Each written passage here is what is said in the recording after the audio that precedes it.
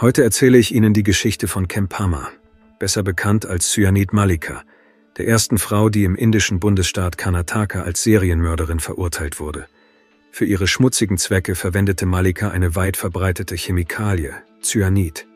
Doch das Schrecklichste war nicht das Gift selbst, sondern wie sie ihre Opfer täuschte, ihre Verletzlichkeit ausnutzte, ihnen Hoffnung gab und sie dann auf grausamste Weise von ihren Leiden erlöst. Oktober 1999. Die 30-jährige Mamta Tarayan war seit 7 Jahren mit ihrem geliebten Mann verheiratet. Sie versuchten verzweifelt, ein Kind zu bekommen, doch alle Bemühungen blieben erfolglos. Für Mamta war der Gedanke, niemals Mutter zu werden, unerträglich. In Indien, Ende der 90er Jahre, war Mutterschaft nicht nur eine persönliche Entscheidung, sondern galt als heilige Pflicht, als wichtiger Beitrag zum Leben der Gesellschaft. Ein Kind, insbesondere ein Junge, war für eine vollständige Familie unerlässlich. Jahre erfolgloser Versuche verwandelten Mamtas Hoffnung in tiefe Verzweiflung. Im Oktober 1999 beschloss sie, zum Tempel der Stadt Hoskot zu gehen, um zu beten und göttliche Gnade zu erflehen. Im Tempel herrschte eine Atmosphäre der Hingabe, überall Pilger, Gebete, das Klingen von Glöckchen und der Duft von Weihrauch. Dort begegnete sie einer geheimnisvollen Frau, die wie aus dem Nichts aufgetaucht zu sein schien. Die erwachsene Frau trug ein schlichtes, aber sauberes und gepflegtes Sari und strahlte Ruhe und Zuversicht aus. Sie stellte sich als Lakshmi vor. Ihr Auftreten zog die Blicke auf sich. Lakshmi sprach Mamta an und hörte ihr aufmerksam zu. Die verletzliche Frau öffnete sich und erzählte ihrer neuen Bekannten bald von ihren Ängsten, Schwierigkeiten und ihrem verzweifelten Wunsch, einen Sohn zu bekommen. Lakshmi hörte geduldig zu. Ihr Gesicht zeigte Mitgefühl und Trauer. Als Mamta ihre lange Rede beendet hatte, sprach Lakshmi endlich. Ihre Worte klangen wie göttliche Verheißungen. Sie schlug eine Lösung vor. Ein heiliges Ritual namens Mandala Puja. Lakshmi sagte, dieses Ritual sei eine Brücke zwischen irdischen Wünschen und göttlichen Segnungen. Die Mandala Puja-Zeremonie könne selbst die unglaublichsten Träume erfüllen. In Mamtas Seele entzündete sich ein Funken Hoffnung, den sie seit vielen Jahren nicht mehr gespürt hatte. Ohne zu zögern willigte Mamta ein, das Ritual durchzuführen. Lakshmi erklärte ihr genau, was dafür notwendig war und betonte, die Zeremonie muss zu Hause in völliger Abgeschiedenheit stattfinden. Am vereinbarten Tag, dem 19. Oktober, bereitete Mamta ihr Haus sorgfältig vor. Sie räumte auf und bat ihren Mann und ihre Verwandten, das Haus zu verlassen und woanders zu übernachten. Am Abend erschien Lakshmi an der Türschwelle. In ihrem Korb lagen frische Blumen, Obst, Messinggeschirr und andere heilige Gegenstände.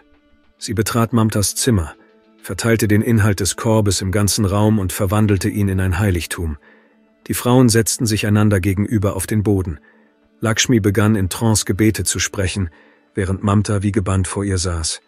Als der Ritus seinen Höhepunkt erreichte, reichte Lakshmi ihr eine kleine Schale mit einer klaren Flüssigkeit und behauptete, es sei heiliges Wasser. Mit ruhiger, aber fester Stimme befahl sie Mamta, es sofort zu trinken und warnte sie, dass jede Verzögerung den Ritus seiner Kraft berauben würde. Mamta gehorchte.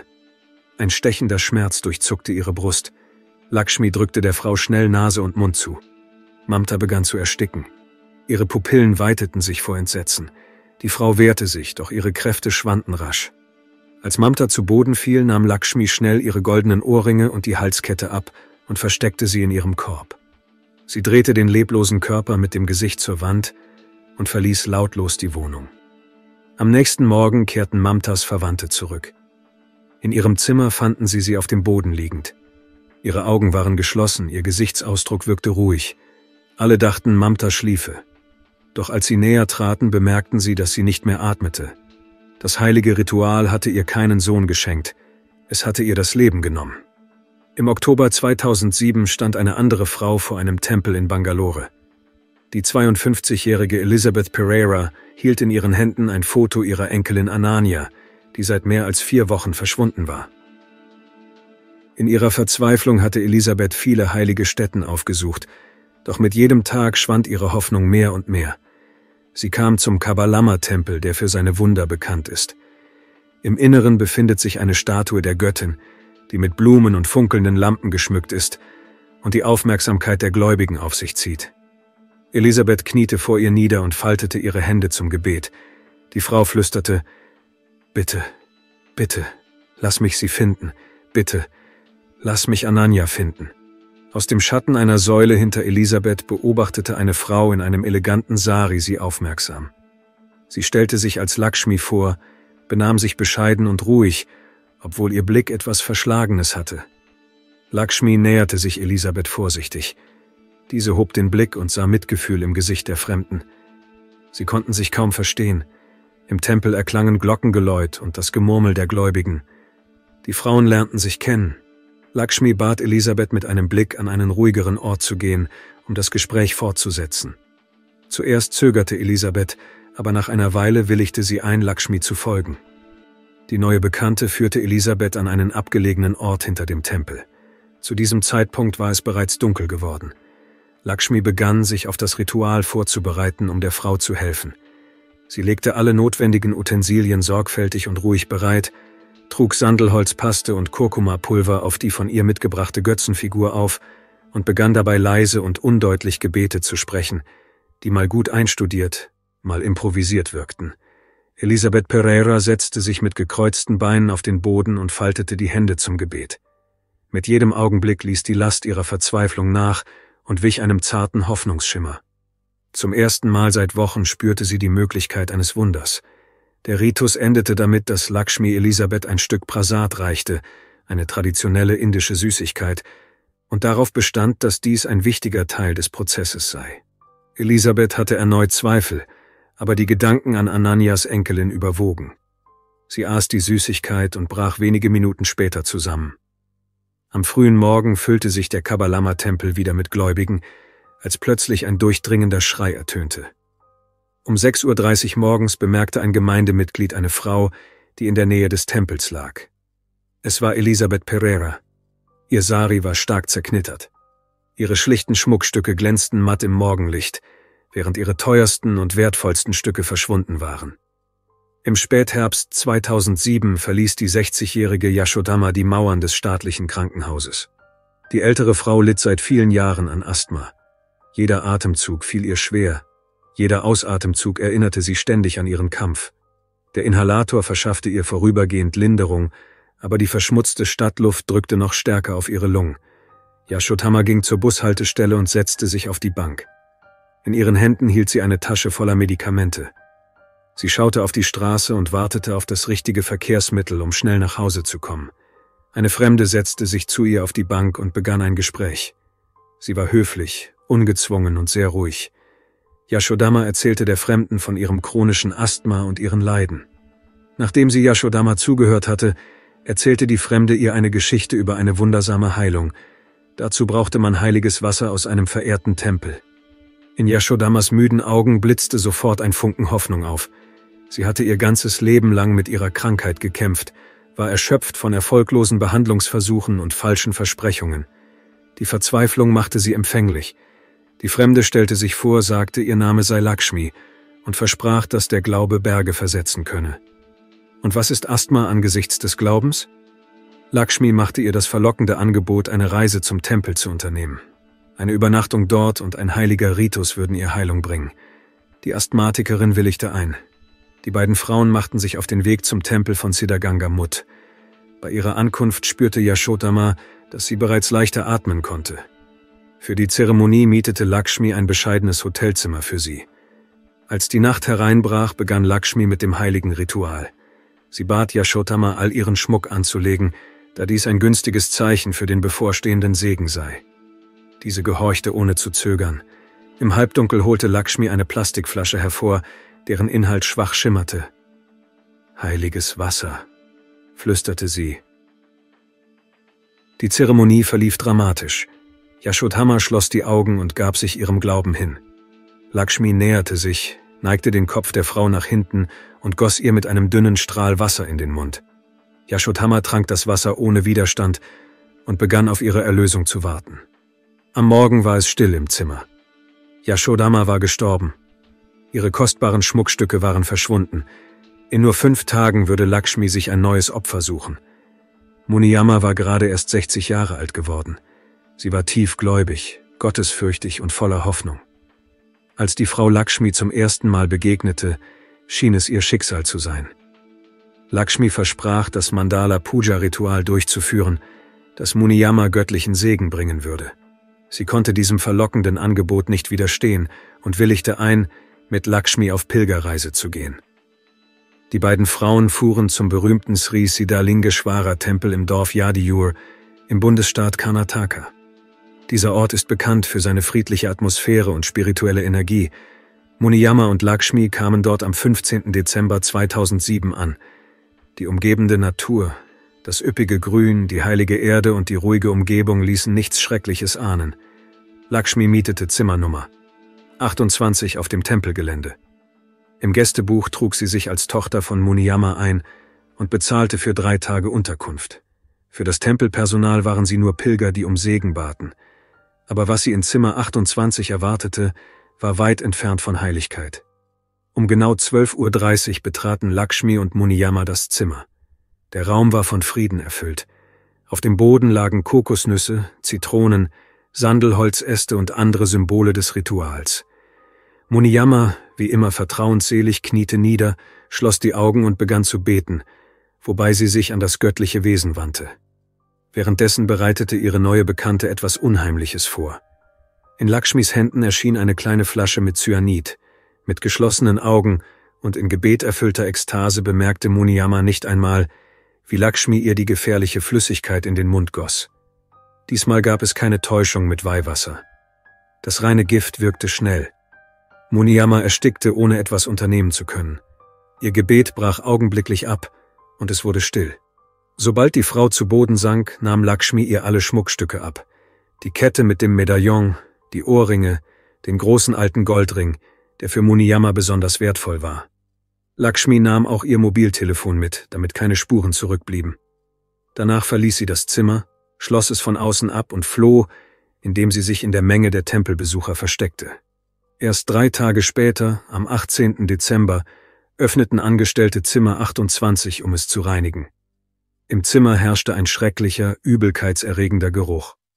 Dort fanden sie die tote Muniyama und riefen die Polizei. Einige Tage später stellten Gerichtsmediziner fest, dass die ältere Frau mit Cyanid vergiftet worden war. Es handelte sich um Mord. Die Ermittler ahnten Unheil und begannen zu vermuten, dass Muniyamas Tod kein Einzelfall sein könnte.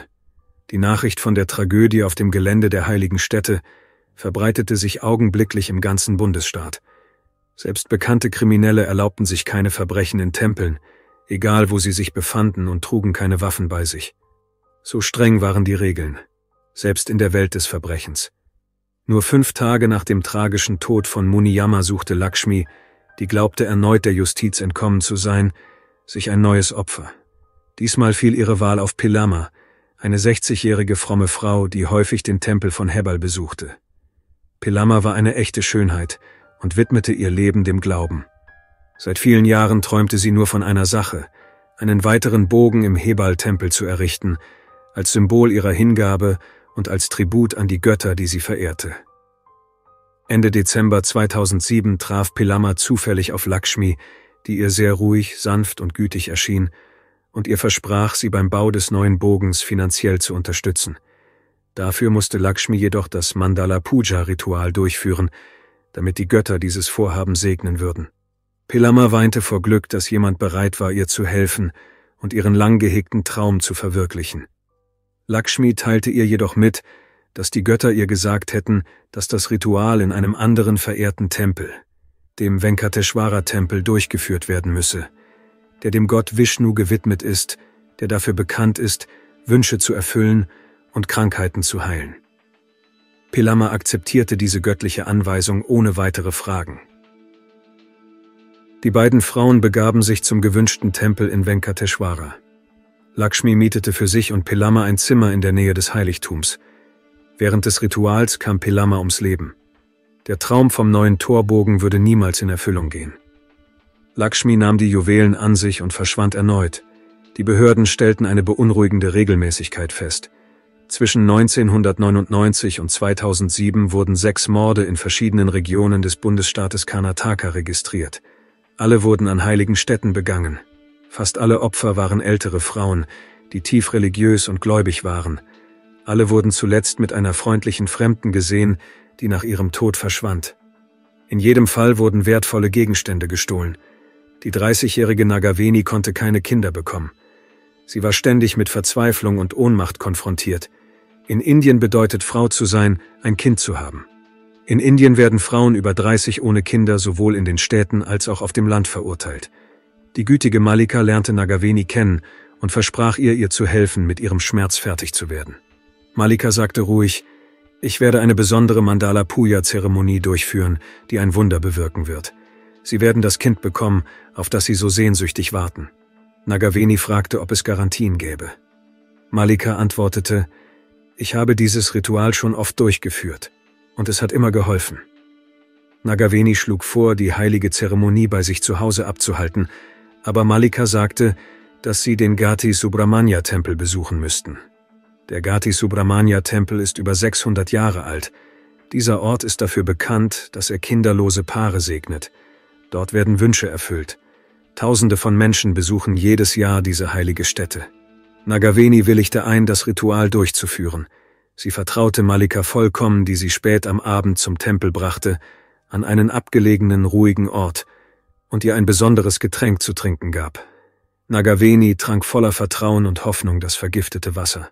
Das Gift wirkte fast sofort. Die Frau fiel zu Boden. Mallika nahm ihr ruhig alle wertvollen Schmuckstücke ab und verschwand in der Dunkelheit. Mallika hatte es wieder getan. Die Behörden leiteten Ermittlungen ein. Sie verglichen die Beweise und kamen schließlich der Aufklärung einer Reihe von Verbrechen näher. Das Ermittlerteam analysierte sorgfältig alle Details der Verbrechen. Alle standen in Verbindung mit Tempeln. Die Polizisten verfolgten die Daten, Profile der Tempelbesucher, gemieteten Räumlichkeiten, Nachbarn und andere Details zurück. Die Ermittler rekonstruierten buchstäblich Stunde für Stunde die letzten Schritte jedes Opfers. Sie befragten die Familien, um herauszufinden, mit wem die Frauen ihre Zeit verbrachten und wer sie zu den Tempeln begleitete, in deren Nähe sie starben. Es stellte sich heraus, dass alle Opfer vor ihrem Tod dieselbe Frau getroffen hatten. Die Polizei setzte die Ermittlungen fort, untersuchte die Aufzeichnungen der Telefone der Opfer, fand jedoch nichts Wesentliches. Die Medien machten viel Aufhebens darum, und die Polizei wandte sich an lokale Juweliere mit der Bitte, wachsam zu sein und keine gestohlenen Waren zu kaufen. Am 30. Dezember 2007 gab es einen Durchbruch in dem Fall. Die Polizei erhielt einen Hinweis und begab sich zu einer Bushaltestelle, wo eine unbekannte Frau versuchte, gebrauchte Telefone zu verkaufen. Als die Ermittler sich dem Ort näherten, bemerkten sie eine Frau um die 40. Sie stellte sich als Jayama vor. Die Polizei verglich sie mit dem Phantombild, das anhand der Aussagen von Zeugen angefertigt worden war. Es war sie, die Frau, nach der alle gesucht hatten. Mallika, die erkannte, dass das Spiel vorbei war, versuchte zu fliehen, wurde aber schnell eingeholt und verhaftet. Um Mallika versammelte sich eine Menschenmenge. Sie wurde an einen sicheren Ort gebracht. In der Tasche der Frau fanden sie 2 Mobiltelefone, einen Schlüsselanhänger mit der Nummer 28 des Sri Siddhalingeshwara-Tempels, Quittungen aus einem Pfandhaus und 2 SIM-Karten, die den Opfern gehörten. Bei der Vernehmung erzählte Mallika die ganze Wahrheit über ihre dunkle Vergangenheit. Sie rechtfertigte sich damit, dass sie in einer sehr armen Familie aufgewachsen sei. Die Gier nach Geld habe sie zur Mörderin gemacht. Bald begann der Prozess. 39 Zeugen traten gegen Mallika auf. Jeder von ihnen äußerte sich voller Hass über diese Frau. Als einer der ersten sprach der Sohn von Muniyama, die in Zimmer 28 ums Leben gekommen war. In Mallikas Tasche wurde ein Schlüsselanhänger aus diesem Zimmer gefunden, sowie eine Quittung aus dem Pfandhaus, wo sie die Ohrringe der verstorbenen Muniyama abgegeben hatte. Mallika Kempama wurde 1970 in dem kleinen Dorf Kagalipura am Rande von Bangalore im Bundesstaat Karnataka geboren. Das Dorf wurde nach den Akazien benannt, die dort reichlich wuchsen. In Kagalipura lebten arme Menschen, die kaum über die Runden kamen. Mallika wuchs in Armut auf. Ihre Eltern konnten ihr nur 5 Jahre Schulbildung ermöglichen. Von klein auf war sie gezwungen, Geld zu sammeln, um Essen zu kaufen und wenigstens einen weiteren Tag zu überleben. Es gab einen Vorfall, der ihr für immer in Erinnerung geblieben ist. Als Mallika 10 Jahre alt war, ging sie in einen Laden in ihrer Nachbarschaft, um sich etwas Reis auf Kredit zu leihen. Der Verkäufer sagte zu ihr: »Sag deiner Mutter, dass ich ihr nichts mehr auf Kredit gebe. Wenn sie sich keinen Reis leisten kann, soll sie Sägespäne kochen.« Die Menschenmenge lachte Malika aus. Sie brach in Tränen aus und rannte mit leeren Händen nach Hause. Von diesem Moment an hasste Malika ihr Leben und beschloss fest, es zu ändern. Als sie erwachsen wurde, fand Malika eine Stelle als Dienstmädchen und verrichtete die schmutzigsten Arbeiten. Insgeheim träumte sie jedoch davon, schöne Saris zu tragen und sich mit Gold zu schmücken. Sie heiratete einen Schneider namens Kempana, bekam 3 Kinder, lebte aber weiterhin bescheiden. Ihre Familie konnte sich viele Dinge nicht leisten. Malika wollte sich nicht mit wenig zufrieden geben. Mit der Zeit wurde sie gierig und begann, in den Häusern, in denen sie arbeitete, zu stehlen. Nach einiger Zeit wurde sie beim Diebstahl erwischt, als sie versuchte, Schmuck zu stehlen. Malika wurde verhaftet und für 1 Jahr ins Gefängnis gesteckt. Doch die Zeit hinter Gittern stärkte nur ihre Entschlossenheit. Nach ihrer Entlassung gründete sie einen kleinen Fonds, der schließlich große Verluste erlitt. Ihr Mann warf sie aus dem Haus, da er Malika für eine unverbesserliche Betrügerin hielt.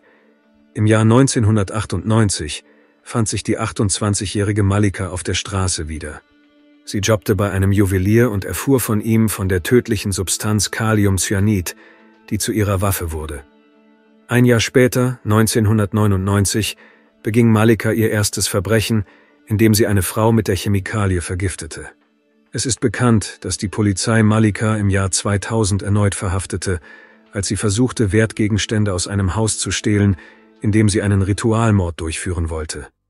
Als Malika der Opferin Nase und Mund zuhielt, gelang es dieser, sich zu befreien, zu schreien und auf die Straße zu rennen, um Hilfe zu rufen. Malika wurde gefasst. Sie verbrachte 6 Monate hinter Gittern und kam dann wieder auf freien Fuß. Offiziellen Angaben zufolge vergiftete sie zwischen 1999 und 2007 6 Frauen. Ihr werden außerdem 2 weitere Morde zugeschrieben, für die jedoch keine Beweise gefunden wurden. Im Jahr 2012 begann der Prozess. Der Saal war voller Spannung. Die Luft war erfüllt von Erwartung und Misstrauen. Journalisten, Angehörige der Opfer und neugierige Zuschauer nahmen ihre Plätze ein, um die Frau zu sehen, die Kanataka fast 10 Jahre lang terrorisiert hatte und die sich für ihre schrecklichen Verbrechen verantworten musste. Während der Staatsanwalt die Anklageschrift verlas, saß Malika schweigend auf der Anklagebank und zeigte keinerlei Emotionen. Der Gerichtssaal war voller erschreckender Details. Die Opfer waren emotional verletzliche Frauen, von denen viele auf der Suche nach Trost in die Tempel gekommen waren, ohne zu ahnen, dass sie in eine tödliche Falle geraten würden. Der Staatsanwalt machte deutlich, dass die Beweise unwiderlegbar waren: Fingerabdrücke auf der Cyanidpackung, die in Malikas Haus gefunden wurde, Zeugenaussagen, die sie als Lakshmi identifizierten, und Pfandquittungen, die sie direkt mit dem gestohlenen Schmuck in Verbindung brachten. Malika Kempama wurde des Mordes für schuldig befunden und zum Tode verurteilt. Diese Entscheidung war ein Moment der Gerechtigkeit für die Opfer und die betroffenen Familien, aber es war kein endgültiges Urteil. Nach einiger Zeit wurde die Todesstrafe in lebenslange Haft umgewandelt, was heftige Kontroversen auslöste. Einige sahen darin ein Versagen des Justizsystems und waren der Meinung, dass Malika nur die härteste Strafe verdiene. Andere argumentierten, dass eine lebenslange Haftstrafe die Möglichkeit biete, die Psychologie der Mörderin und die Faktoren zu untersuchen, die sie zu solchen schrecklichen Verbrechen veranlasst hätten. Auf diese Weise könne man versuchen, ähnliche Fälle in Zukunft zu verhindern. Aus den neuesten Nachrichten geht hervor, dass Malika 2017 in ein anderes Gefängnis verlegt wurde, da sie versucht hatte, ihre Zellengenossin zu vergiften. Die Einwohner von Karnataka hoffen, dass Cyanide Malika niemals freikommen wird. Danke fürs Zuschauen und passen Sie auf sich auf.